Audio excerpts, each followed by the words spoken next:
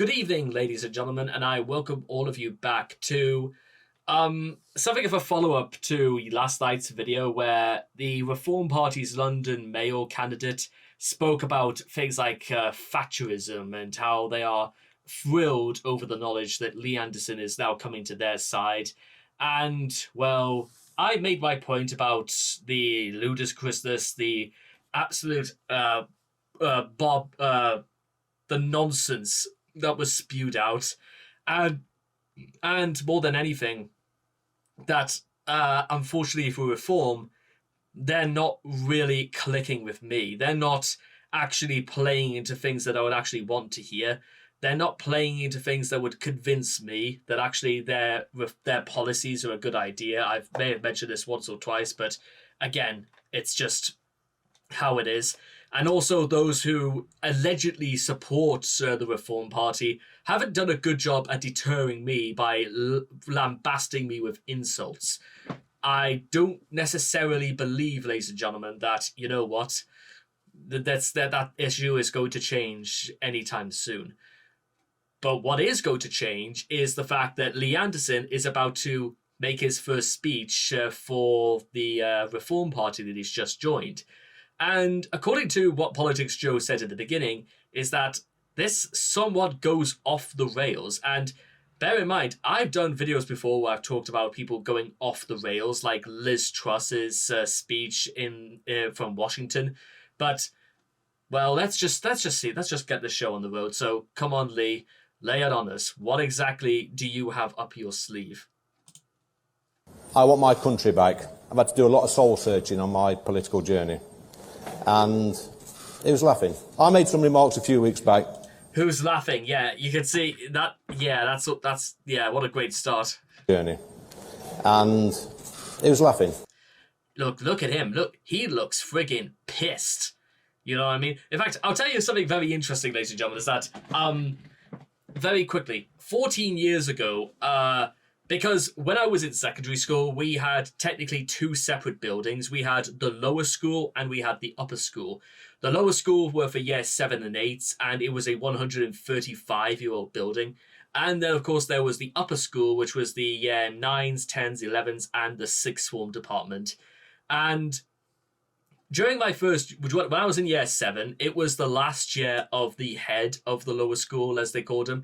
And Lee Anderson looks a little similar to my old head from the lower school of when I was in high school, I should say, except for one thing, is that the that the head of the lower school, he was getting on in years, and that's sort of why he looked the way he did.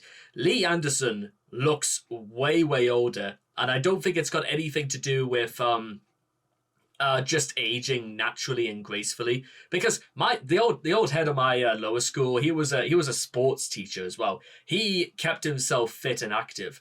Lee Anderson looks like he's aged due to stress, and the fact that he's frowned probably more than he can. I mean, they even look like fangs coming out the corners of his mouth. So I don't know if it's just. I don't know if anybody's ever told. I listen, I know quite a number of things about PR, and one of the things you should give is an SMILE, a smile, something that might be foreign to the ideas of Lee Anderson, but you know what, you could always try it. I mean, I said before that Lee Anderson gives incredible Mussolini vibes, but I'm pretty sure even Mussolini smiled every once so often. I made some remarks a few weeks back about the London Mayor, and let me be clear right now, on this stage I will not apologise. My opinions are not controversial. There are opinions which are shared by millions of people up and down the country. Good morning, everybody. Very good to see you this Monday morning. Thanks for being here. Now, in case you're wondering who this is, I'm pretty sure this is Richard Tice, the actual leader of Reform UK. I will do a video talking about Richard Tice separately, because I'm kind of trying to do everything separate to talk about the separate players in all this. And, well, there you are. I just thought to mention that. Something extraordinary happened last week. The Chancellor, I thought so. He said, we have a plan, and the plan is working. The Prime Minister repeats it endlessly. Clearly no one's told them that the economy, our country, is in recession. Clearly no one's told them that that recession per person is the longest since records began almost 70 years ago. People are getting poorer. That recession, almost 2 years per person. If that's their plan, well, it's not the plan of the British people to get poorer. Let's be honest, it's not surprising they're sinking in the polls if they think a recession is a good idea. Well, I should also point out that recently there's meant to be like a by-election in Blackpool South, so you can only imagine what would happen if an independent candidate wins that, and literally, Sunak would probably hold like a Cobra meeting for something like that if that happens again. I mean, think about it. Think about the noise that was created when George Galloway got elected to Rochdale. And could you imagine what would happen if somebody got elected to Blackpool South that was from, all over the place? It would probably amount to someone else from the Tories saying something stupid, and then they'll go over to the Reform Party as well. Mark my words, I reckon that will happen. And something significant has changed in recent months. I've noticed people's concerns and anxiety has turned to anger and fury. Because nothing works. Britain is broken. And we all know who broke it. There are so many areas where it's broken, but let me just give you a few examples. Yeah, you probably should, Richard, because yes, Britain is broken, absolutely, but whose responsibility, whose fault, who's going to take accountability for that?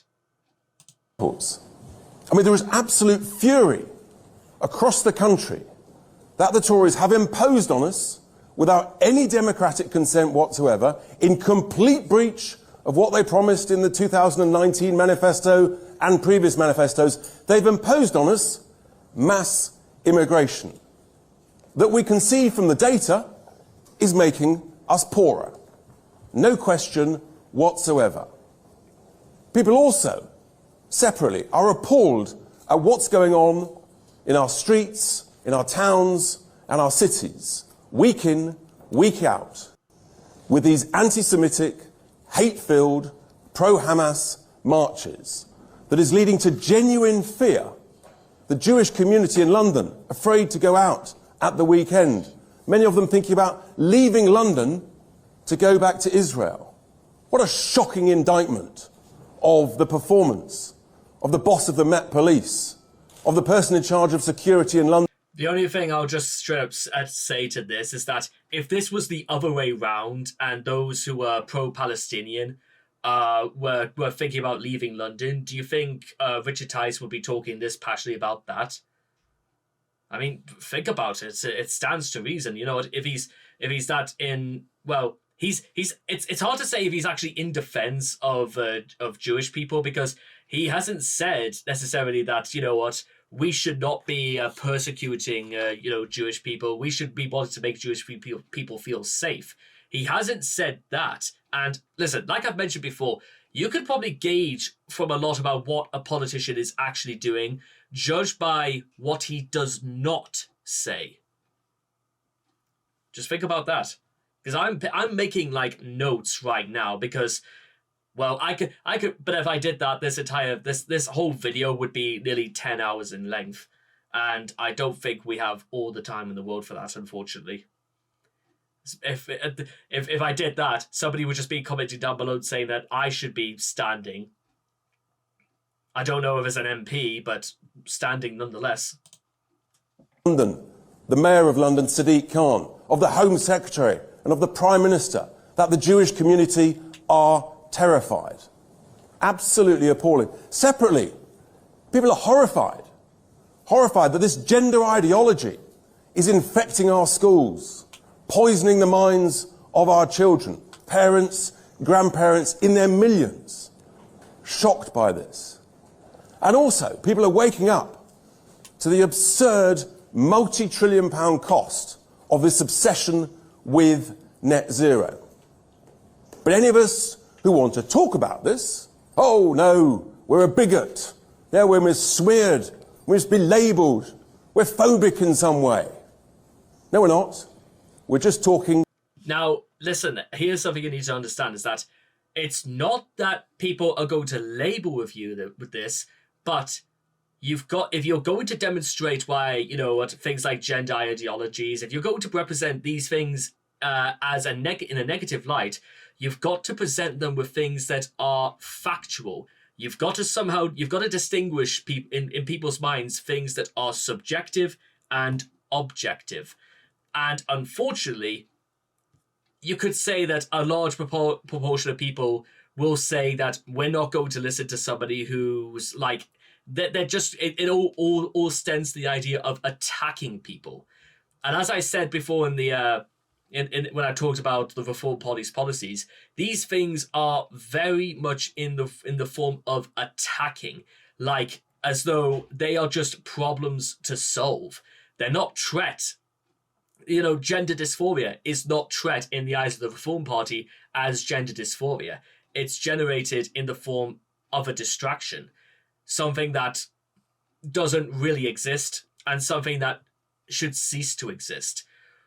When you hear Richard Tice or anyone else from the Reform Party, or those who share similar opinions to Richard Tice for that matter, they only go so far as to saying that we need to get rid of them, and that those who march democratically for civil liberties and civil disobedience, for conflicts happening thousands of miles away, as a result of decades and centuries of suppression and persecution, they're not treated as those who are actually practicing their democracy. They're practiced as those who are preaching hatred.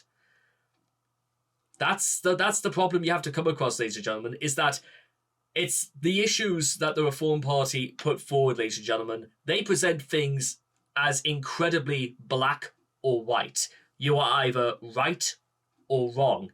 You are either on this side or you are on the other side.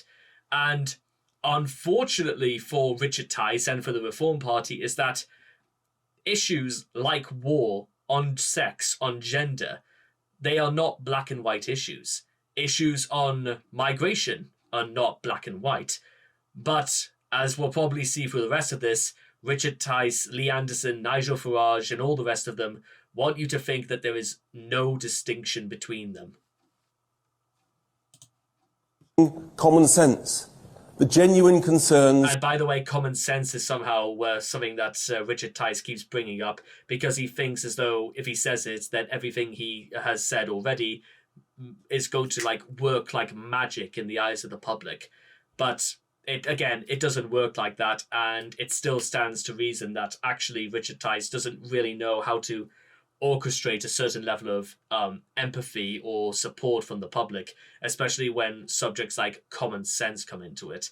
And I even heard a story that somebody called Mackenzie shared. I think he might have been someone from the Reform Party, I don't know. Something about what the Sun newspaper said about a single mother who didn't have to go to work, and she was receiving £16,000 a year in benefits, and who had 2 kids and something like that. They presented it as though they ought to put her straight to work, and that should be the end of the story.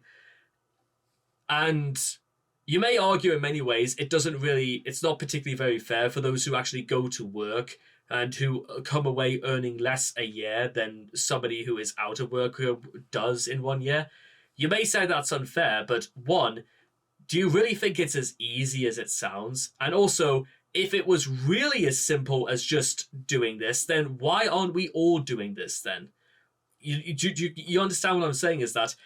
But no, in the eyes of the Reform Party, they make you want to think that she's nothing more than a scrounger, and the solution is to put her to work, because they think that that's going to motivate the eyes of the working class to form some sort of hate mob to make sure that there aren't any single mothers looking after their children at all. And also, this was reported in the Sun newspaper, so the Sun newspaper is dubious at best when it comes to professional journalism, circa the Hillsborough disaster. Go to any person in Liverpool and tell them you read a story in the Sun newspaper, and they'll tell you exactly where you can shove it, where the sun don't shine.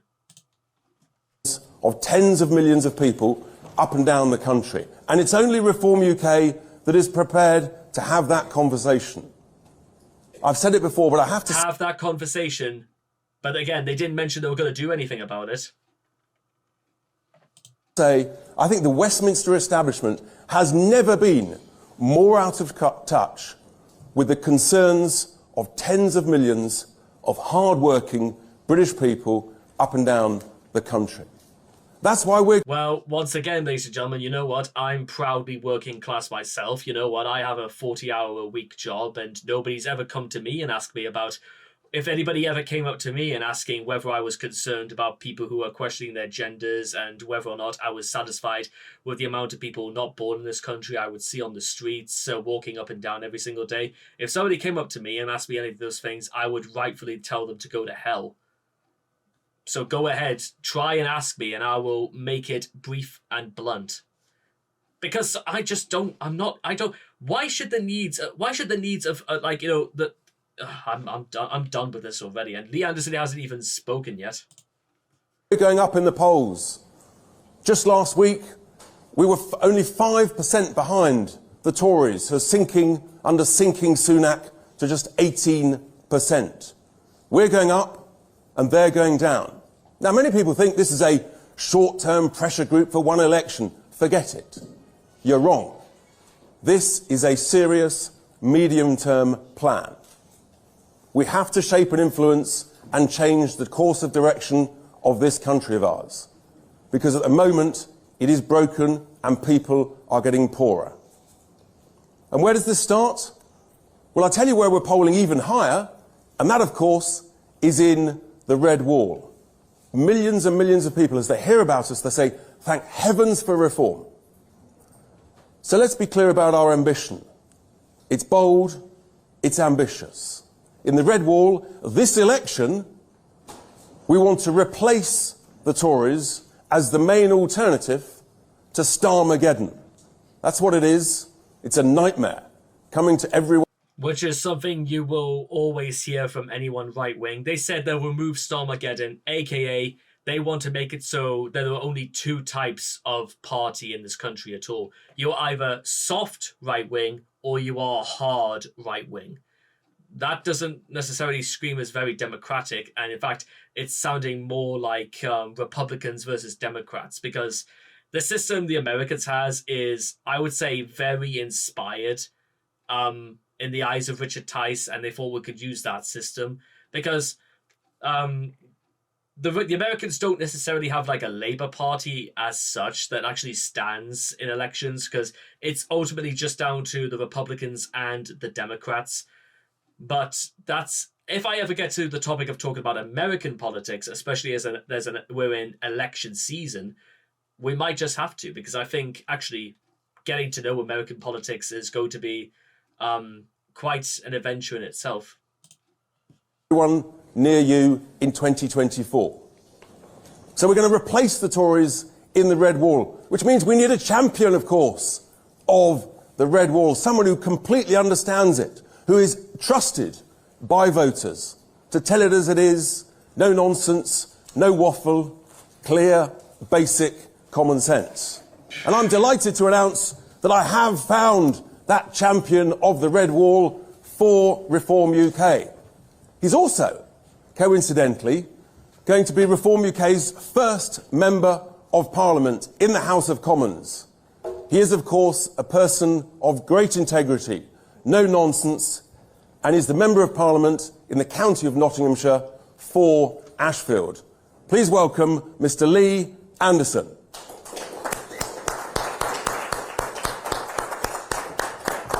That's at best 5 people clapping. Your champion gets 5 people at best clapping. We'll say 6 to be generous. But yeah, Lee Anderson, that's your man. That's your shining knight in shining armor. That's who you want. Thanks, Richard. Thank you very much indeed. Brilliant. Let's go have a quick photo of them. Take a look at that, ladies and gentlemen. That's the Reform Party's idea of somebody they'd actually want in. Who said that? He's not having an interview now. He's not having an interview.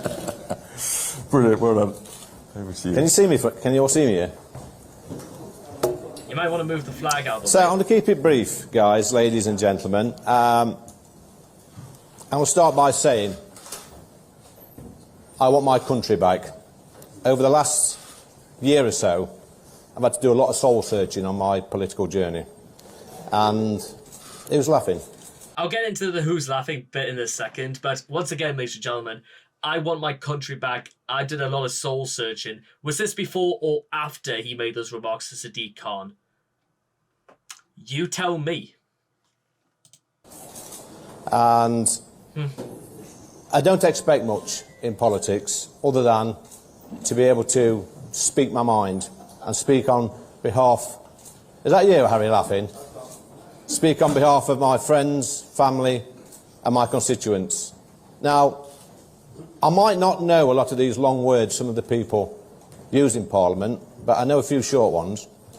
But unfortunately, this sometimes leads me to be labelled as controversial in my opinions.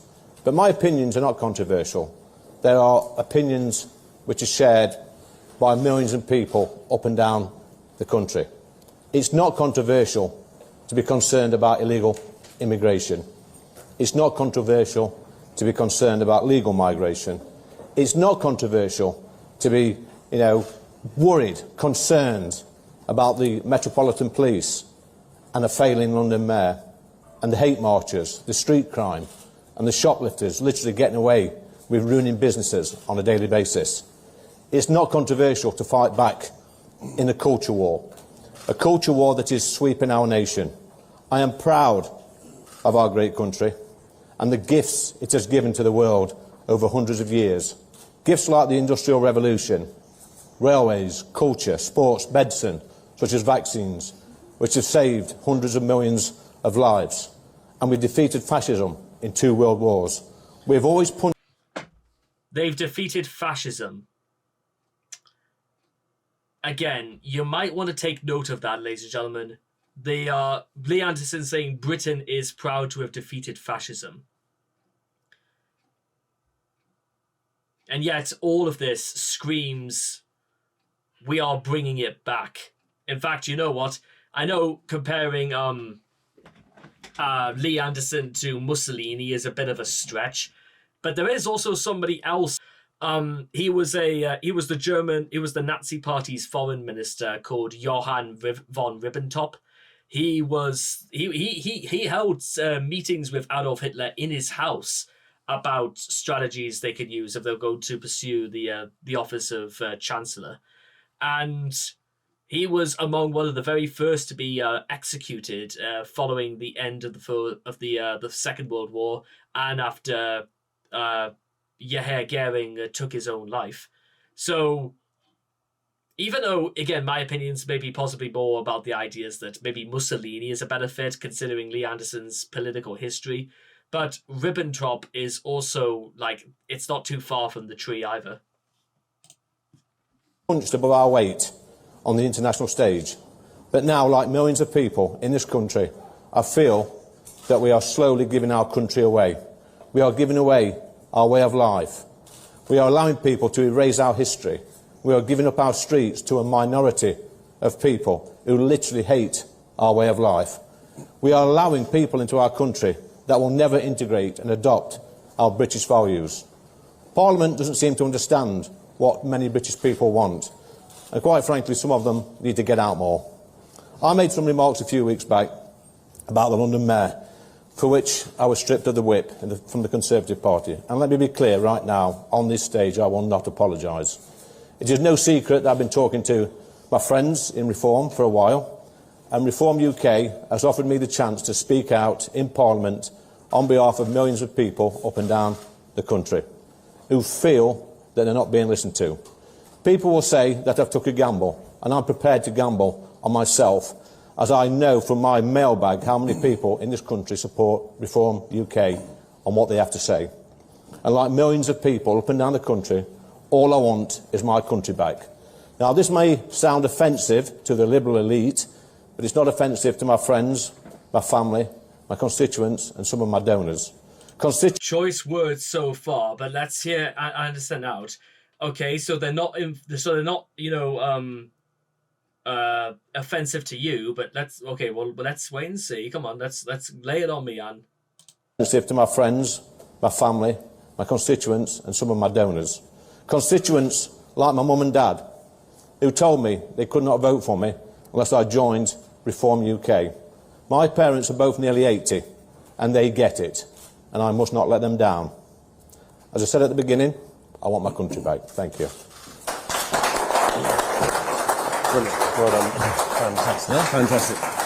So, well, that might just prove to be his untimely downfall, because once again, ladies and gentlemen, I have to make the point is that it's not just Lee Anderson's country, it's our country. And Lee Anderson speaks of it as though it was something that was personally stolen from him. He speaks about it that he speaks about as though something, you know, terrible has just happened to us. But no, ladies and gentlemen, let's remind ourselves at this very moment, roughly 600 miles away, Ukraine has been fighting an invasion by the Russians for the last 2 years. That is something that is something that's actually been stolen from the Ukrainian people, from all the way from Mariupol all the way down to the Red Sea. That's something that is in constant fight, that the Ukraine is in constant fights with the Russians about. And while this is going on, ladies and gentlemen, at this very moment, no, but Lee Anderson thinks that our country is secretly being stolen. And as he said before, he's not going to apologize, so don't expect him to. I'm not expecting him to. I hope he can live with that long enough just so he can actually see what's going to happen to reform, because I'm not convinced that whatever Lee Anderson brings, if anything, to this, that people are going to be impressed, bowled over, or that the Reform Party will just turn out to be a failure, and, well, the rest speaks for itself. Because, bear in mind, if Frank Hester is not going to be let off the hook for those disgusting comments that he made to Diane Abbott, what makes you think that Lee Anderson isn't going to do the same either? It makes you wonder why Sadiq Khan hasn't gone to the police over Lee Anderson's comments as well, but we'll wait and see. There's a continuous pattern that's actually happening in this country, ladies and gentlemen, as well, is that people say things and think they can absolutely get away with them just because they're rich, in very powerful positions, and they portray the air that they simply cannot be touched. And I said before, ladies and gentlemen, in the video I made about Diane Abbott, there are some people like Richard Tice, Rishi Sunak, Nigel Farage, Lee Anderson, Frank Hester. They think they are just going to ride this out and that they are going to be on top of the world. But nobody stays on top forever. And I hope all of you guys have learned something from this, and I cannot wait to talk to you guys again in the next video. Take care, and bye-bye for now.